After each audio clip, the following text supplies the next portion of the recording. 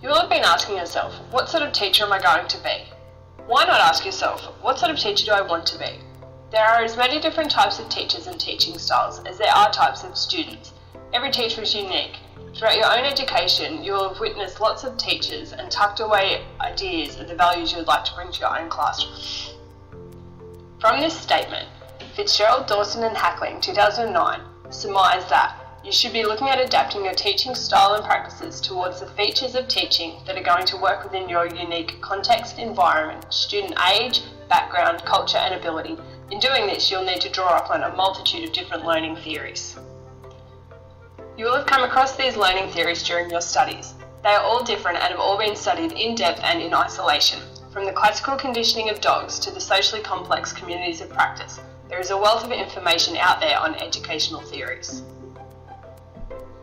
You may be thinking, that's all well and good, but how do these theories affect me? I'm meant to be teaching a classroom full of children, not one of Pavlov's dogs. The answer?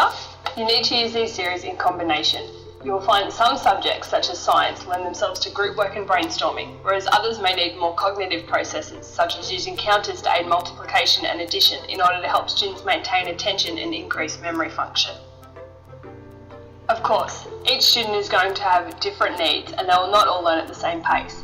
Each student is going to bring their uniqueness to the classroom, and this is going to be your daily challenge. The background knowledge that a student has of a subject will directly affect how they understand what is being taught to them.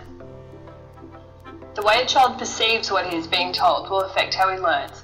Egan and Couchak, 2001, tell us that perceptions are constructed and so will differ among individuals. How well a student is paying attention to the lesson will have a profound effect on how well they learn, understand and maintain the information they are being presented.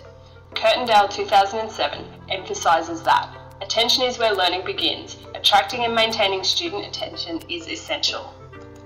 There are numerous ways of attracting and maintaining the attention of your students. Many of them are included here. Knowing these theories and putting them into practice is all well and good, but what if your students don't want to be at school in the first place and have no desire to learn? Before you can put any of what we've just spoken about into practice and become an effective teacher, your students have to want to learn.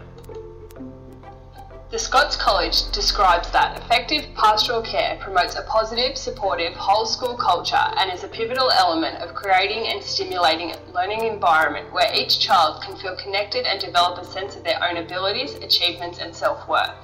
Pastoral care underpins a broad educational environment and provides the essential foundation to a dynamic and healthy learning community. A large part of this for students is controlling bullying in the classroom. Bullying in any form, including cyberbullying, is unacceptable and is not to be tolerated in your classroom.